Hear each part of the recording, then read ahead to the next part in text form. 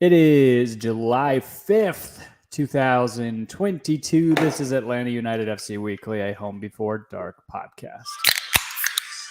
Whoops. It's a good one.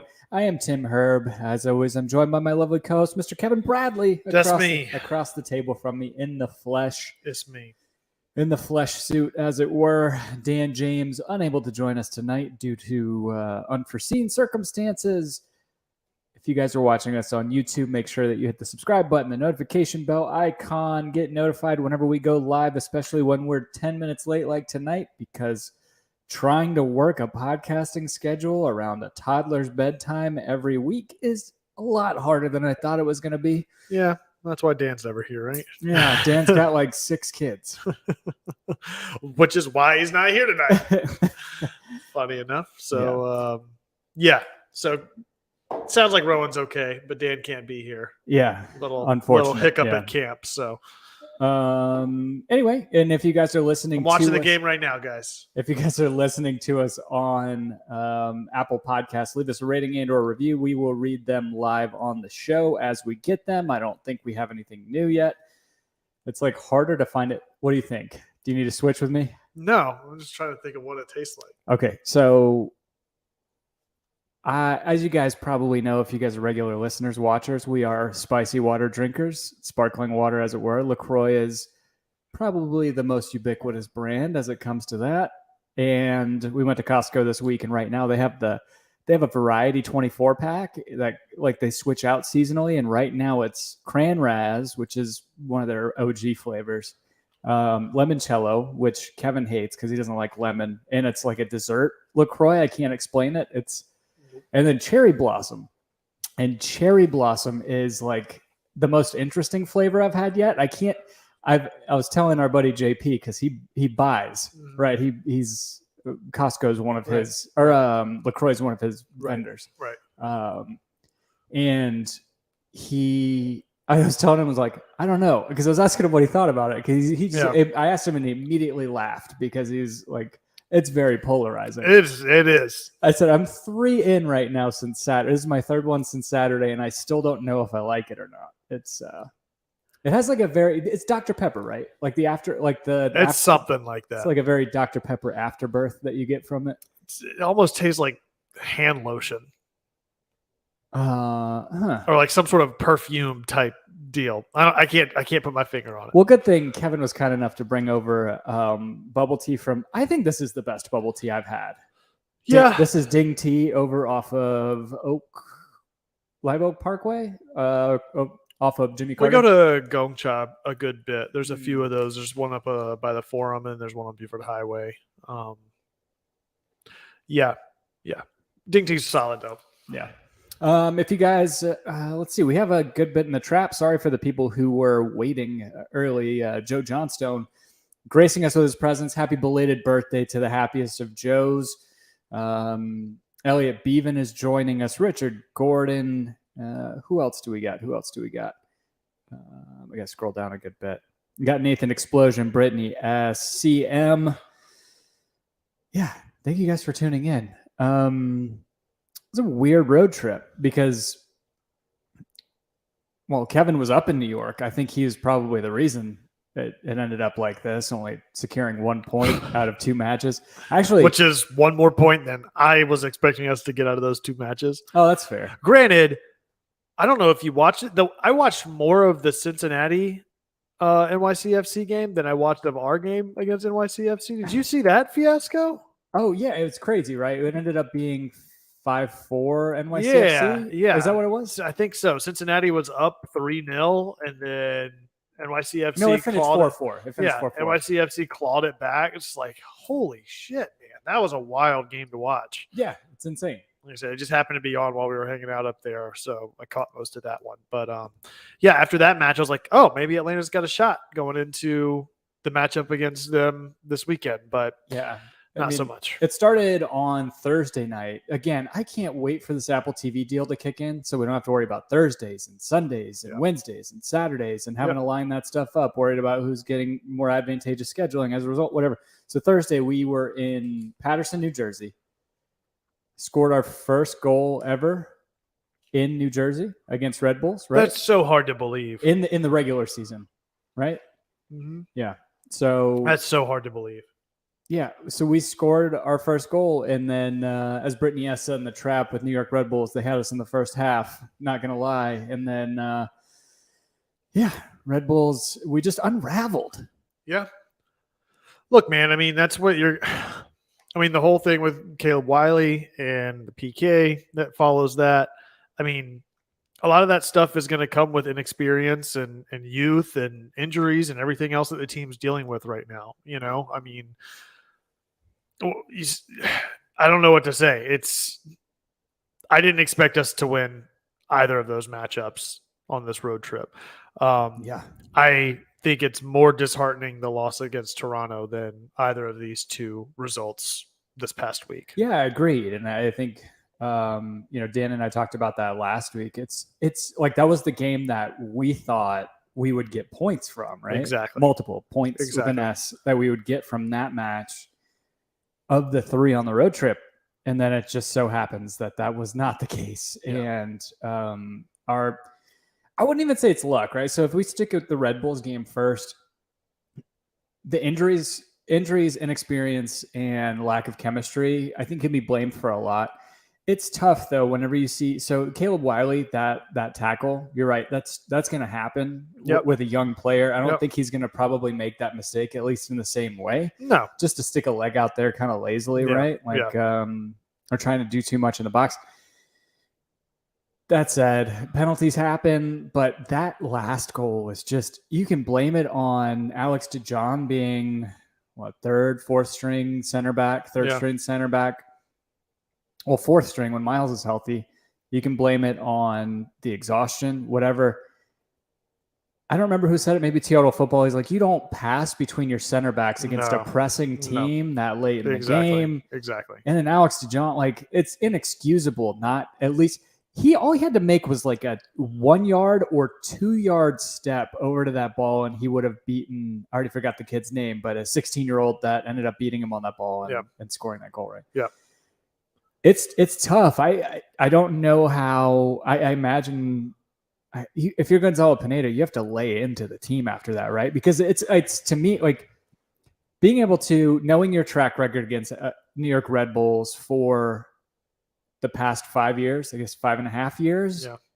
Don't expect a whole lot playing them in the regular season, and then be able to secure a point away from home there on a 3-game road trip and 3 games in 8 days, whatever it was. Yep. And then just to give that up on such a lazy, stupid play. just again, it's back to this whole thing. It's like, can Atlanta win a game with a lead? Can they hold a lead with anything less than 3 goals? Like, it's just, I don't know the last time that they secured a win that they weren't up by at least 2, like at one point or another in the game. Like, I don't know either. It's laughable. Like, they can't shut down a 1-0 lead, and they're struggling to maintain a 2-0 lead. Right. Yeah. It's so frustrating to watch that happen, because you start to, like, as a fan, I feel like I start to cling to hopes. Like, you see that first goal go in, you're like, okay, this is awesome. And then we're playing pretty well. Right. A lot of people will say we played some of our best ball against New York Red Bulls. Mm-hmm. That last 10 minutes, just. And how many times have we seen it happen, man? I'm getting tired of hearing that was the best game we've seen Atlanta United play all year. It's like our benchmarks need to be higher then, because. Well, it's not even that. It's the caveat that comes after that, which is that was the best game Atlanta United's played all season, except for the last 10 minutes. Like, that seems to be the recurring theme, right? It's like, how many games have been blown in the last 10 to 15 minutes of a match, time and time and time again, whenever Atlanta held the lead at some point leading up to that point? It's hard to count.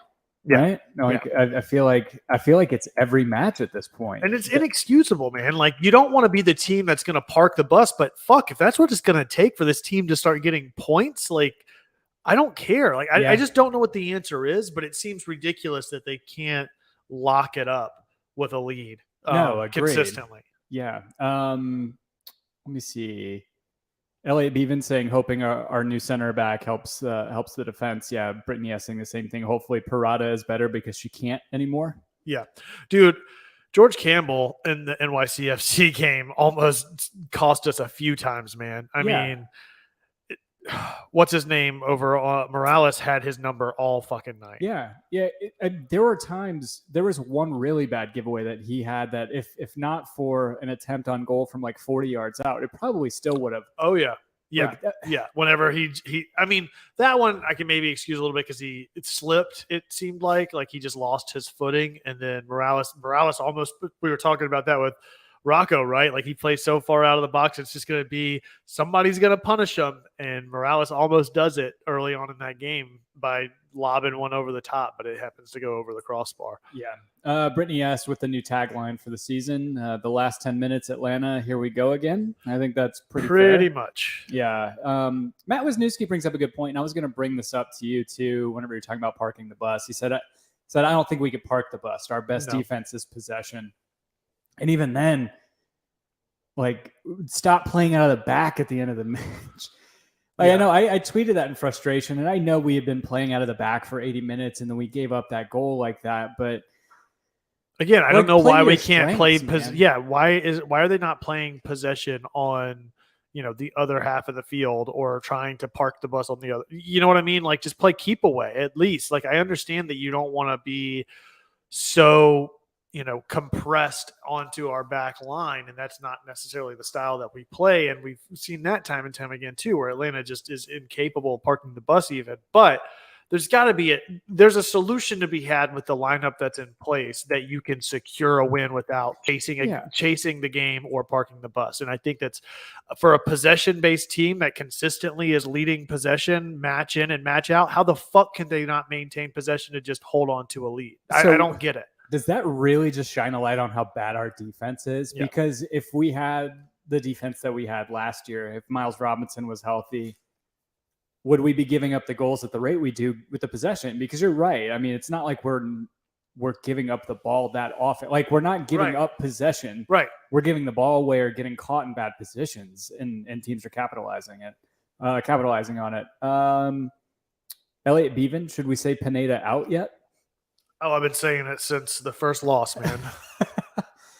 I don't know. Like, without doing a complete heel turn, he's not. None of this is on him, I don't think. I mean, there's growing pains. They're still trying to figure out everything with the roster. Let's not go through this fucking song and dance with another manager again so soon. Let's get the ship righted. Let's get some of these signings in the transfer window. Hopefully we can at least make playoffs. That's what we've been talking about all season. But even if we don't this year, I think next year will be a better litmus test to see sort of where this team is really headed in the long term. Just the injuries this year, man. I mean, tough. It's really, really tough. Yeah. So speaking of, I had laid that out on Twitter earlier in a poll. I'll share that on the screen right now. And just asking in everybody's eyes, is Atlanta United a playoff team? Mm-hmm. And 173 votes, 2-1 pretty much say no. Yeah, no.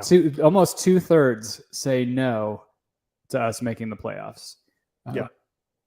I would agree with that. I mean, you can't consistently lose or draw matches, and those being your only two outcomes 60% of the time, and still make the cut line. No. Even in a league that's favoring more teams making the playoffs than not, you just can't not produce results week in and week out on a consistent basis like this team has been doing. Yeah, I think the East is not. I know we're not that far out, but I think the East has good teams, and I think it's going to be hard to crack that that playoff spot. Anyway, we can go back to that later. Go through some of the comments that people were leaving on the page. But do you have any positives to take away from that New York Red Bulls game? I mean, they are top of the league right now. Granted, they have 2 games in hand on NYCFC, but I think the positives are the goal scorers are still the goal scorers on the team, right? Like, there's still the capability for this team to score goals. It's not Joseph, like 2 in a week. Yeah, I mean, dude, what's the stats on Dom Dwyer's time of possession for goal score at this point? It's something ridiculous. He scores a goal like every 5 minutes or something like that. Hold on, I'll find it. Chris Smith from actually don't know who he writes for right now. British guy. for 90-minute football. He said 4.8% of Dom Dwyer's touches this season have resulted in a goal for Atlanta United. That's ridiculous. That's 1 every 20 touches. That's crazy, dude. Yeah. That's absolutely crazy. Like I said, and I'd be interested to see how many goals scored per minute played is too. Yeah, it'd be quick to find out too. Because I'm sure he's scoring a goal basically every 30 minutes played or something ridiculous like that. Because most of his time played, even if he's playing a full match, he's scored at least once in, and the other subs that he's had are no more than typically 20 or 30 minutes anyway. So yeah, it's every 58 minutes he's scoring a goal. It looks like 233 minutes played, and he has 4 goals in the league. That's crazy. Yeah. So, but 348. So yeah, and if you would take into account his 2 goals he scored in U.S. Open Cup, the minutes he played, it's the exact same. Yeah. It's the exact same. If you do both, it's 58%. Cool. Yeah, or 58 every minutes. 58 every 58 minutes. That's he's wild, scoring dude. a goal. That's absolutely wild to me. Mateo says about the same as his red cards. How many red cards does he have this year? He only has the 1. I think it's just the 1. Yeah. Yeah, he just has the 1. So yeah, I mean, I think the positive takeaway from both games really is that your goal scorers are scoring goals. That's what you want. You've got substitutions that are scoring goals with Dom Dwyer, who's proving to be a viable threat and a super sub in that sense. But the big question mark is the midfield and the defense. I mean, I feel like the big issue with that Red Bulls game is just the midfield was just gashed the entire night. Yeah. Who did we – I'm losing track now. We had a Mark Sadic in the middle, or was that the NYCFC game? I know he was in the NYCFC they're game. Blending together for me at this point, but hold on just a second.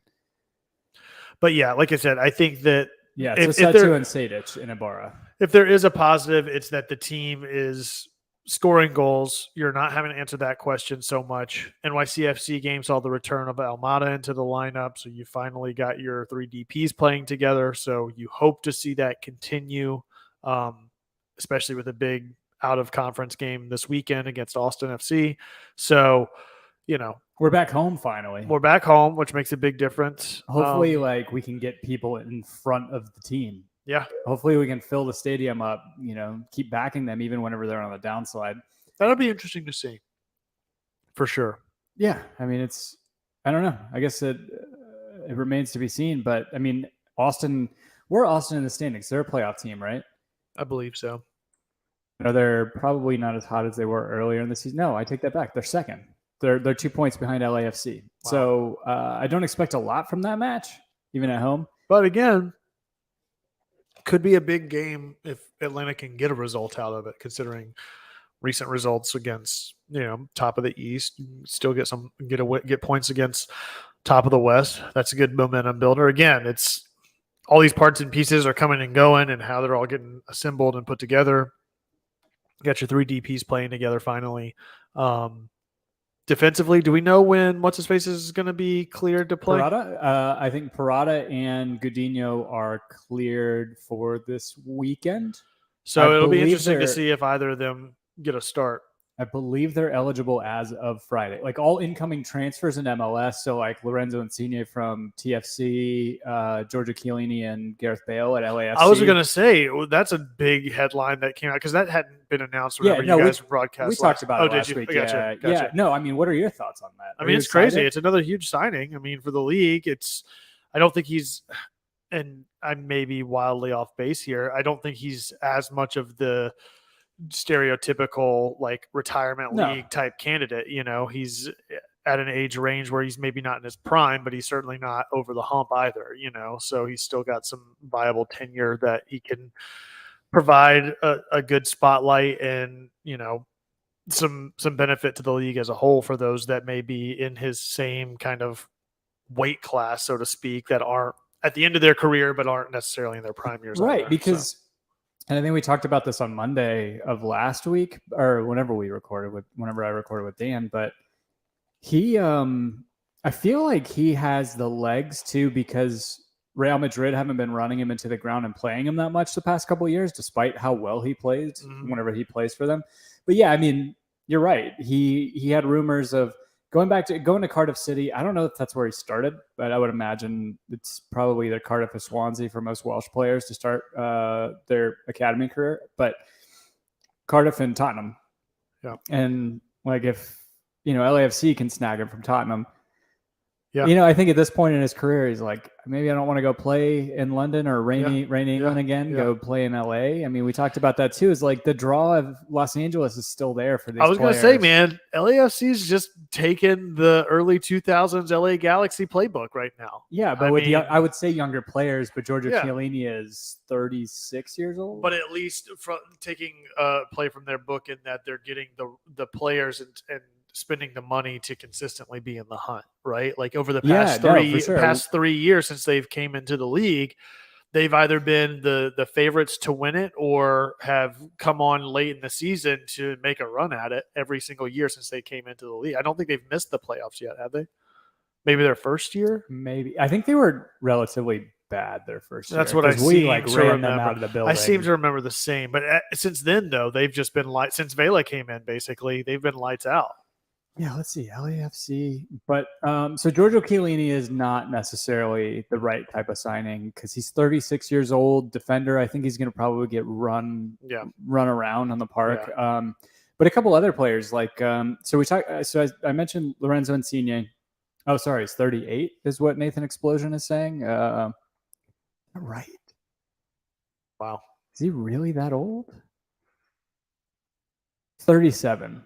He turns 38 in August, so yeah, shit. So Lorenzo Insigne is coming. He's one of the Italian national team's better players, right? Like he's coming and playing for TFC. TFC just traded Pozuelo down to Miami. Yep.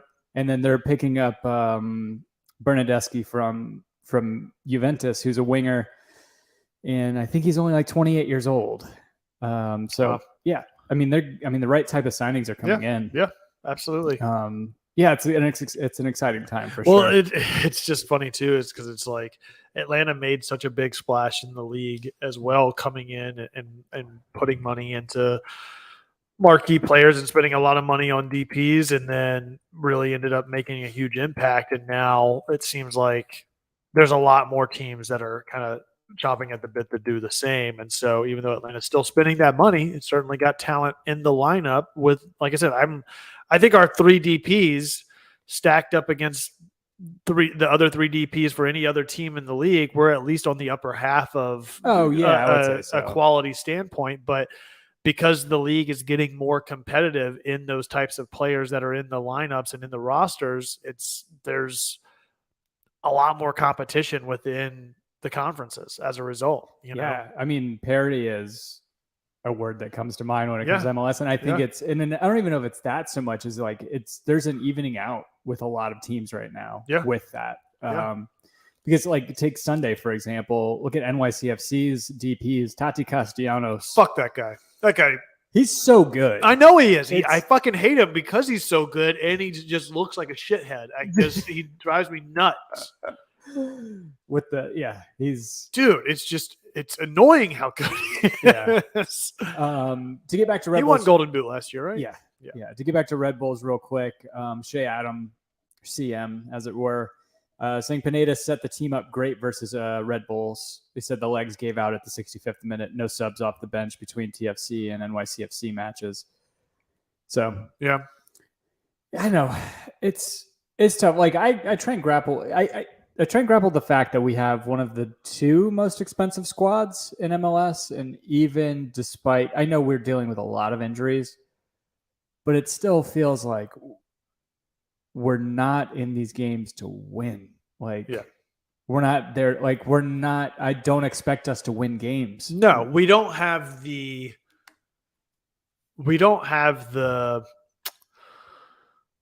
what's the word I'm looking for?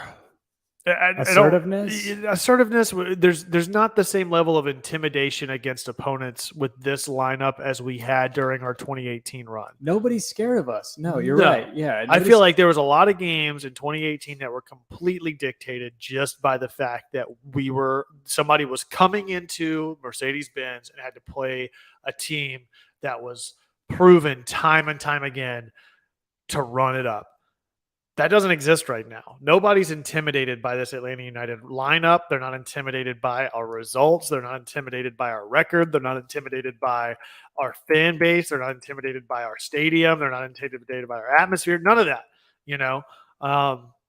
because our resume, as it relates to the league and league standing, is irrelevant.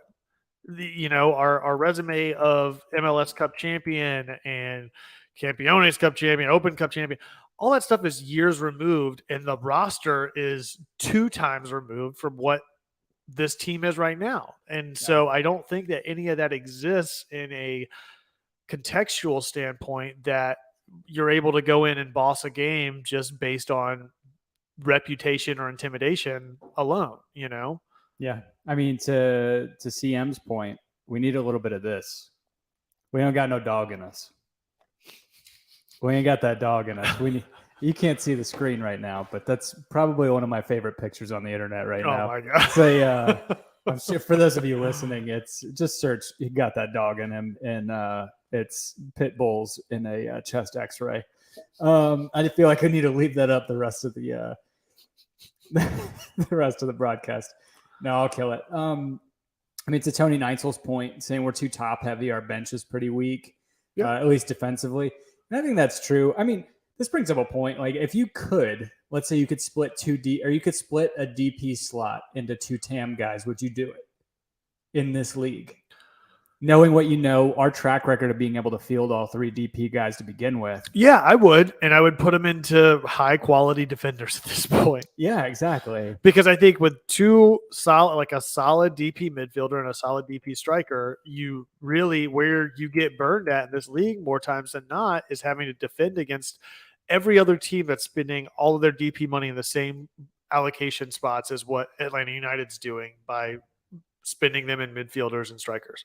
Yeah. And then you don't have defender, like you're having to rely on the one-off Miles Robinson that comes around, or the veteran Michael Parkhurst that's still in the league, or the, Jeff Lorenowitz or something like that to kind of get you through. But aside from that, there's a lot of discrepancy and parity, to use your word earlier, in between what's happening at those defensive positions throughout the league. I think that's what has been so great about Zimmerman's tenure, is that he's been able to show how valuable it is to have a defensive DP in a lineup, right? How many defensive DPs are there right now in MLS? I couldn't tell you. I have no idea. I would say maybe, I don't even know who they would be, but maybe 3. Would you count goalkeepers? No, I wouldn't count goalkeepers. Because I know that there's at least a few of those, right? Because isn't Stefan a DP? Stefan Fry? No, Zach Stefan is in EPL right now. Shit. No, that's not who I was thinking of. Shit, I can't remember his name. Stefan Fry from Seattle? No. What's NYCFC's keeper's name? Oh, Sean Johnson. Sean Johnson, that's who I meant. Yeah. Isn't he a DP? I don't think so. Oh, okay. For some reason, I thought he was. No, I'm looking at this list, and they're almost all, if not all, midfielders or strikers. I'm trying to find any defensive DPs, and I'm having trouble. A lot of these guys I don't know because I can't follow all these teams, but yeah, I mean, the majority, if not all of them, maybe Carlos Salcedo. He's a center back. He's one of Toronto's DPs. Walker Zimmerman, obviously. Yeah, I mean, that's tough. Yeah, I think Walker Zimmerman that's a great example, because he's like a linchpin player for Nashville. They're a team that I feel like prides themselves on how well they play defense. And Brittany Hess bringing up, we had one at one point, Alan Franco. That's true. He was a DP, and I think he is kind of getting a spotlight shown on him right now. And I don't know if it's 100% his fault, because he's bearing a lot of the criticism for that back line right now. But I think we're just seeing the type of player he really is. I think the issue with the back line is there's no field marshal. No, you're right. There's There's nobody you back think, there. Is Rocco going to do that? Rocco's not going to do it. George Campbell hasn't, worked his way up. Like, he's certainly been in the roster for all of this season in a starting position in one way or another. But, I just don't think that there's that field marshal back there that you had with a Miles Robinson or with a Brad Guzan back there. And with those guys gone, there's just nobody back there kind of manning the helm, Yeah, you're not wrong. You're not wrong. I mean, I feel like even Alec Can would have been that guy. Yeah. Yeah. More so than what we have right now. Well, yeah. What do you think about what's his face that's been playing over on the right the past few weeks?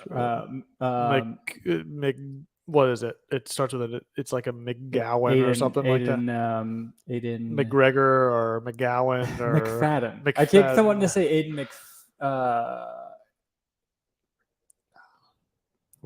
I'm McGeady. I keep thinking of Aiden McGeady. The old Scottish player. No, Aiden McFadden. I think that he has the potential to be an MLS player. I think he's kind of just been foisted in this position, unfortunately, due to us. We're losing 2 right backs, which I don't think that's a position you put a lot of money into keeping depth at your fullback positions. Look at Mikey Ambrose, to an extent, Breck Shea a couple of years ago. It's not like you're bringing in having this, like, you would rather have attackers that you're bringing in off of your bench than having fullbacks. But I see bright spots in him. I think we talked about the fact that in the Toronto game, there were times where he looked like a completely comfortable MLS starting right back, and then there were other times it's like, what? I think he's like out of his depths. Well, even I just got to the point in the match of the 3rd goal, which is NYCFC's 2nd goal, and I feel like, again, back to that inexperience. He's in the middle of that run of play, has a good chance to clear the ball out over the line, ends up just getting a half touch on it, and ends up setting up the knock back in that leads to the Castellanos goal. And that's why I asked the question. It's just, I think those little things make such a huge difference. Like, in that situation, if you can't clear it out and you're running, at least kick it past the back touch line so it goes out for a corner at least. You can't play it back out to an NYCFC guy that's streaking in that can just pull it back in across the floor to Castellanos, who's right there unmarked. I look at that goal and I'm like, how much space did Castellanos run into? Yeah. There was like, it's like the Red Sea party in the middle of the box. Yeah. Well, all of them get caught in the run of form or in the run of play. Like, they're all in line with the ball, and nobody stays back to play the man that's back beyond the touch line. And so I don't know. It's tough, man. Like I said, I think the defense is just really, really struggling right now, and I don't know what the answer is or who the answer is. I'm really happy with what we've been able to do offensively, but defensively, it's just, you got to have both sides of the ball. Maybe. Do you though? Do you? You do unless you're running up 4 and 5 goals a game. Well, that's what I'm saying is, like, do we try to switch our mentality away from possession and just go balls out and just try to play as direct as possible? I mean, I look at NYCFC. They gave up 2 goals to us at home. Yeah. They gave up 4 goals to Cincinnati. They gave up a hat trick to Brenner. I'm pretty sure Brenner scored a hat trick in that game. Yeah. Look, I look at that team. It's not like, and I guess I could look at the tables and look at their goals against and how they rank against the rest of MLS. But there are times where their back line is a sieve. Like, yeah. But they still win matches, or they get, even in like bad cases like that, they end up drawing matches. Sell out for the goals, basically. Right. It's just getting on the other side of that. Yeah. It's for us, it's draw or loss right now. Yep. Like, draw is our best result right now. Well, again, and I think maybe some of that will come with the players that we have coming in right now, to what Brittany has said before. It's like, we've got a center back coming in and we got a goalkeeper coming in. Bring in the center back, go to a back 3, fucking just push everybody up. You got a new goalkeeper back there. You've got a little bit more of a veteran player back there in goalkeeper. Hopefully, if that back 3 does get challenged, you've got a more veteran player back there that's more capable. I'm not saying Rocco's been bad per se, but it's been unfortunate the situations he's found Yes. himself in Yes. from the Yes. defensive side. Yes. I mean, I don't know if I can. Obviously, you can't blame him for the PK. You can't blame him for the second goal against Red Bulls. Can't blame him for Castellanos' second goal. The first goal that Castellanos scored, that ball from Talos Magno, just the vision to split those two guys on the right, and for Castellanos to make that run and then just to be able to put it in. It's again, like you get beat close post like that on a rocket. I can't blame the kid. Like I said, and offensively, man, I mean, Joseph's goal in that NYCFC game, that's what I love seeing that shit, man. Like you talk about Joseph, who hasn't been, the one to make those aggressive header plays and putting his body on the line, going after those kinds of touches in a while now. To see him get on the end of one and really go for it and put it away, like that's huge. That's what's promising out of that result, at least. And yeah, you do get 1 point. It's unfortunate again that you drop the Toronto game and the Red Bulls game, especially considering the Red Bulls game you were up. But they did claw back after being down twice against NYCFC. So it's not all doom and gloom here. NYCFC fans may be saying the same thing. It's like, fuck, we were up 1-0 and then we were up 2-1 and then we still gave it up at the end. And granted, I think that their situation being at the top of the East right now is a little bit different, whereas we're just clawing to be above the playoff line. But that's what makes the difference, right? Or the teams that can manage to do both, those that can maintain a lead and those that can claw at least a point back after being down throughout the match. So at least we've got a part of that proven with the NYCFC match. But again, it's that maintaining the lead that seems to be so tricky for the team right now. Yeah. I mean, you brought up the point of maybe playing Parada on a 3-back. And if I'm reading into people's reactions between the two matches, is that in the loss, we played better than we did in the draw. Yeah. Right? Let's say Red Bulls for 80 minutes, we played a lot better than we did for the entire 90 against NYCFC. Also, fuck the 90 against NYCFC. Yeah, because Yankee Stadium, which is a fucking eyesore to watch on TV, by the way, with all the sod that they have to put down in the fucking infield. But anyway, back to your point. Go ahead. Yeah, no, Nathan Explosion. I forget he's an NYCFC fan. He said, I was pissed. NYCFC fan. But if you take into account what happened at the end of the game, let's say you blame Alex DeJohn for that, maybe you can play Parada in that position where you have Parada, Franco, and Campbell in that back three, and DeJohn can be a fresh set of legs that's exactly how coming in, because you're right. I mean, it was definitely a different look for us. Granted, we were playing without Thiago Almada against Red Bulls because of a suspension, so it's kind of hard. Like, how do you weave that? How do you refactor that team with a back three? Yeah. With him in, because we played a back four yesterday, right? Against NYCFC. Yes.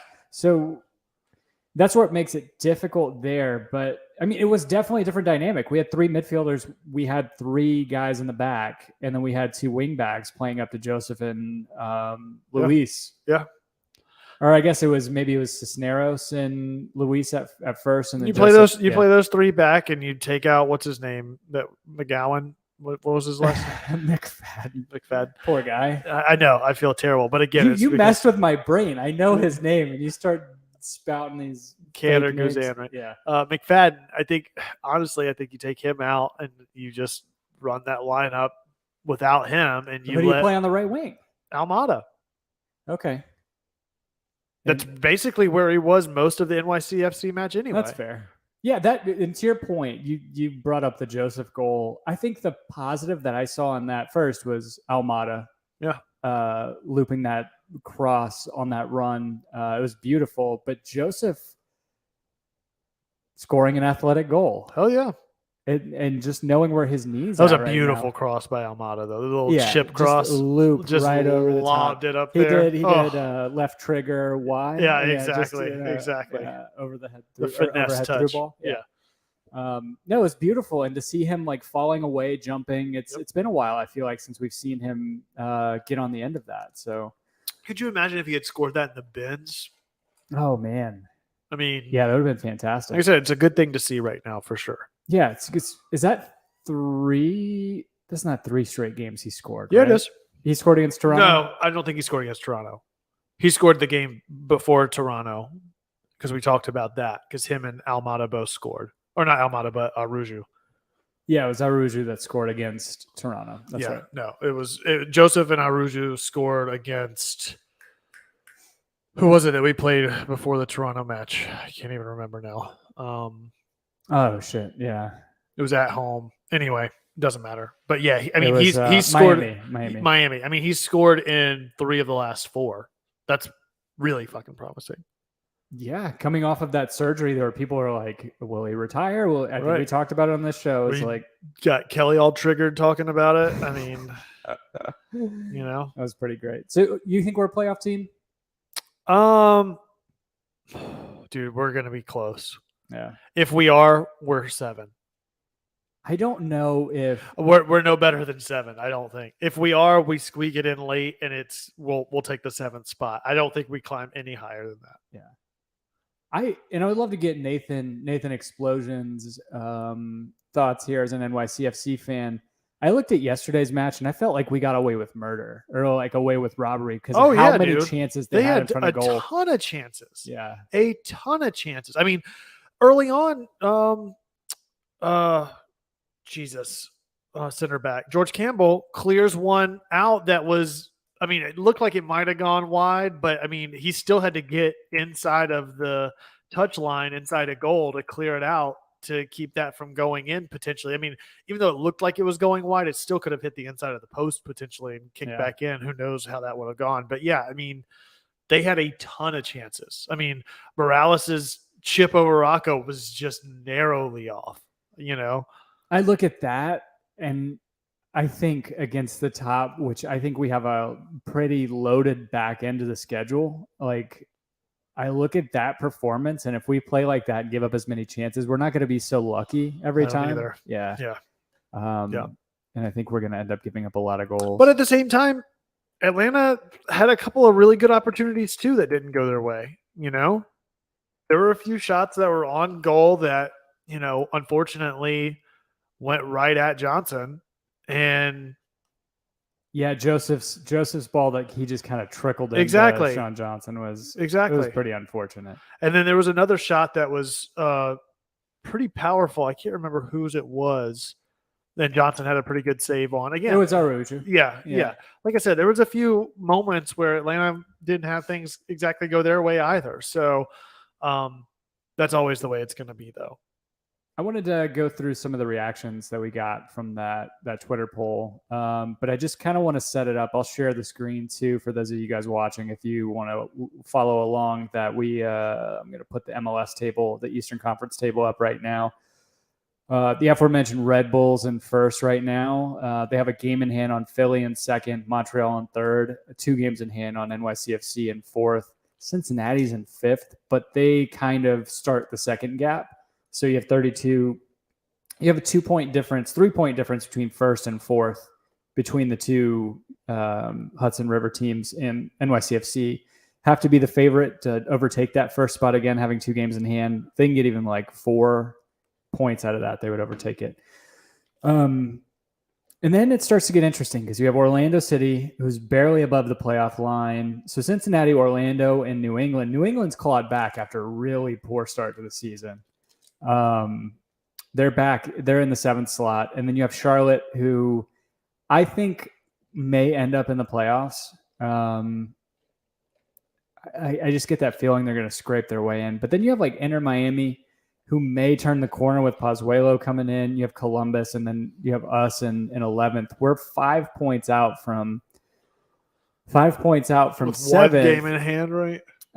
Yeah, with 1 game in hand, we're 5 points out, but also we're, I guess we're one win back from the tiebreaker with New England. So, like I said, I think if we make it, it's going to be close, and at least where we're sitting right now, because we're officially over the halfway point, right? How many games have we played now? We're at the halfway point. Yeah, I think. We've played 17. So we have half of the season left. And I stand corrected about the NYCFC defense. They've only allowed 19 goals this season, but 6 of those 19 were in the past week. So Yeah, I don't know who drops there, or who we get in for, or who we get in against in that spot, or whose spot we take. Let me share the Twitter replies real quick. Gabe, Gully Cuban, our buddy Gabe Laha, saying, seeing what Mama, as people are referring to it as, Martinez, Arujo, Moreno, and Almada, can do on a toddler-sized pitch in New York City gives me hope that they can be extremely goal dangerous going forward.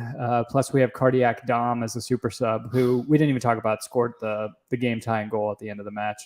Who needs defense when we can and should score 3 to 4 a game? This is what you guys wanted, right? Yep. No, Who's not excited? No more 1-0 loss or 1-0 wins. We're That's going true. for like 4-3 wins. Yep. We got Pablisi saying too many injuries have not allowed the team to gain familiarity and implement Pineda's ideas. Lack of cohesion and leadership on injured players' absence is a contributing factor. I'm guessing he voted no.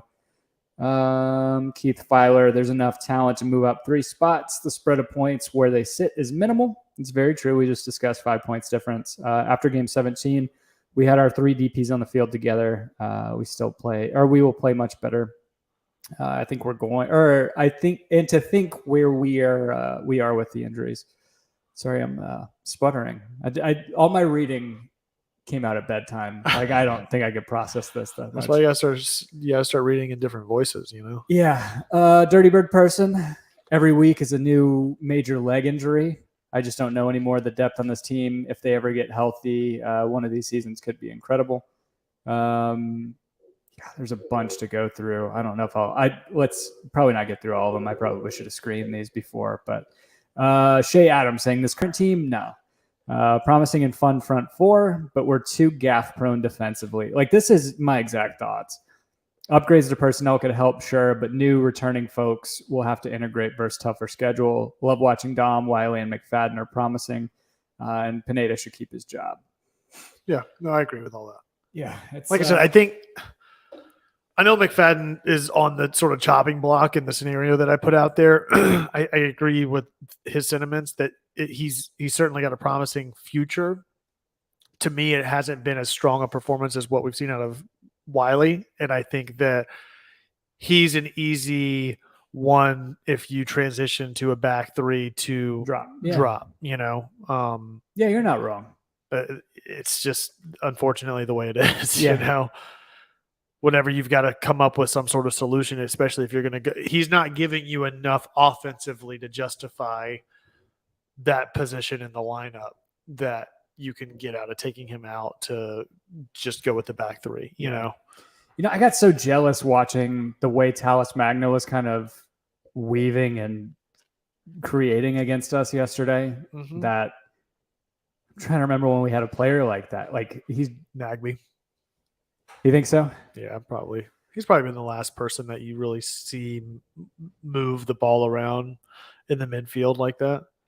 That's fair. I mean, I look at our midfield right now, and we have guys that are like search and destroy or lateral passers. They're not really doing – I don't know that they're really asked to. No. But they're not really doing that sort of – No. There's no one that is the calm, possess, and distribute midfielder right now in the way that you had with Nagby that's going to move the ball around and pull people out of position as you transition from the back line to the front. You know, they're all – I feel like most of our midfield is search and destroy or counter and distribute. You know what I mean? There's nobody to sit and possess in the midfield right now for Atlanta. And maybe I'm wrong. I guess Tallis Magno is a left winger, but I felt like he was playing centrally so much behind that front line yesterday. And the goal that Castellanos scored seemed very instrumental in that. Is that where he lined up yesterday? It didn't feel like that. Maybe he's just playing. Well, again, and that's where, and it's where you see that NYCFC pitch is so compact. I feel like those players, seeing players in a positional situation where they're locked into left wing or right wing or any position, it's it's so hard to do that on that pitch because it's like playing five-a-side, man. I mean, you're constantly having to go back and forth and overlap and be in different positions depending on which way the ball shakes out. I mean, it's weird that you counter and you're feels like 20 yards away from goal on either end of the pitch, you know? Yeah. Everybody's a midfielder, right? Like Yeah, that's exactly. yeah. That's exactly it. God. Just think about how even at my best shape ever, I don't think I was ever fit enough for like a true competitive five-a-side match. It's just so brutal. Yeah. And everybody yelling at each other like, stay up. Why aren't you coming back? Stay up. Like you're playing forward. Impossible. Stay up there. Why aren't you back here helping on defense? Yeah, it's impossible. Yeah. Any other thoughts from the road trip? Anything else stand out to you? No, not right off. I think the other thing that stood out to me maybe is less related to the team, but also kind of echoes your sentiments before about like hopefully this team can show up and support Atlanta returning home this weekend, which is that unfortunately, and we've talked about it in the past too, is it's like with everything going on with the broadcast agreements and Sinclair Group and all that, making it hard to watch on top of just the performance. It's an unfortunate reality that I feel like we live in right now where it's like I feel like I'm not going out of my way as much to watch this team play, for better or worse. It's like, and I think we've talked about this in years past too. It's that if I'm not going to the game with all of the hassles it takes to watch the game, because if you're out of town, it's not going to be on TV. You know, prime example, this past weekend, there was 2 matches in the time that I was traveling this past week that were broadcast, neither of which were broadcast in upstate New York. You know what I mean? Yeah. Like, so, and that's with them playing New York teams. You know, that's because yesterday was on Yes Network, I would imagine, for NYCFC. So yeah, it's just yeah.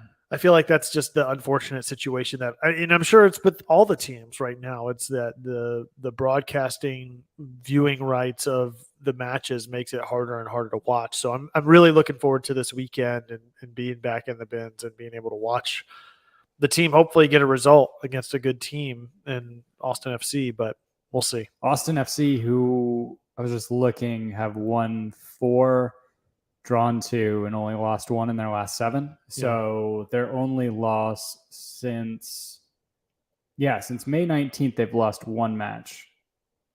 And I mean, beat Colorado yesterday, beat Charlotte, drew FC Dallas, and I feel like Dallas are a pretty solid team. Where are they at the tables? Because Jesus Ferreira is, they're 5th. Jesus Ferreira is like in the Golden Boot race, which is good for the men's national team. Also, they beat Montreal the week before. They lost to LA Galaxy, drew Orlando, beat LAFC the week before that. So, I mean, they're a good team. Yeah, and I mean, to Nathan Explosion's point, it was an amazing comeback against Colorado because I think they were down 2-0, came back 1-3-2. Jeez. If I'm not mistaken. Yeah, they went down 2-0 by the 22nd minute and then brought one back in the 28th and then the 46th and then the 59th. But yeah, they have 2 guys suspended, Kip Keller and Daniel Pereira. I think Pereira is on a yellow card accumulation. Pereira is a midfielder. Kip Keller is a defender. And Elliot Beaven kind of echoing that in the chat. Keller is a defender. Danny Pereira is a midfielder. So they're going to be without two of their starters, I guess, which bodes well for us. Yeah. I don't know. It will be good to see them back in the Bens. I didn't realize that Chol got time this weekend. Yesterday. Yeah. Didn't realize that. Yeah, he's been back. Is that his 2nd substitution, I think, in the past couple weeks? Good. He came in. What was the other match he came in against? Was it Toronto or was it Miami that he came in against? I don't think he came in against Miami. It must have been Toronto. Let me see. Yeah, Machop Chol came in at the end against in the 82nd minute against Toronto. Yeah. No, it's good to see him back. I mean, I feel like that was his first foray into the team this year. Yeah. In MLS was last Saturday. Yeah. Yeah, it's It'd be interesting. So I answer the question, what do you think? Is this a playoff team? no, I don't think so. No. I don't think so. I don't know. I just look at the other teams that we're battling against. Again, like to bring that, I'm not going to share it, but I'll bring the table back up just to look at. I think Toronto are about to get a lot better. They're only 2 points behind us. Granted, we have a game in hand on them. I don't know about Columbus. I think Columbus just signed. They just signed a big DP too. Miami getting Pozuelo and being 1 match behind or 1 game in hand against New England on the same wins already. I don't know. It's going to be tough. We're going to be battling in Miami, Charlotte, and I think Toronto is going to start kind of stampeding towards the end of the season. It's going to be tough, man. I don't think we make the playoffs. I don't even think we scrape that 7th seed because, I mean, I look at New England. They're coming off a supporter shield last year. Yep. And they're catching, like, I think, I'm going to look at their recent form because I feel like they had such a really poor start to the season. It doesn't look like they've lost since in MLS. They haven't lost since April 23rd. Is that right? They have a fair amount of draws, I guess, since then. But they're drawing teams like Orlando and Philly, and Cincy, teams all above them. So it's a net benefit for them. Yeah, I don't know. It's Bruce Arena. I feel like we'll find a way, I guess. Yeah. But, all right, man. Was that it for this week? No Dan load, obviously. No Dan load. I do miss Dan. Hopefully everything's all right. No. Score predictions for the Austin match? I'll say 3-1 Atlanta. I'm going to be positive. I'll go for a win too, but 3-2. I think that we give up a couple goals, but we hold on. Them having some starters out. Joseph hat trick. I think makes a difference. Incoming at home. Nah. I think Aruju brace. Joseph gets 1. Yeah. Okay. Yeah. Brittany asked 2-1 Atlanta. Carl Seggy popping in saying he's going to watch this tomorrow, but wanted to say hi. Hi, Carl. We'll post the audio in the morning. I've been slacking with that of late. I apologize for those of you who listen to the podcast. Look, man, we got jobs. We got jobs. Yeah. Elliot Beaven 3-1 Atlanta. Yeah, I don't know. Do you have anything else? No, I think that's about it.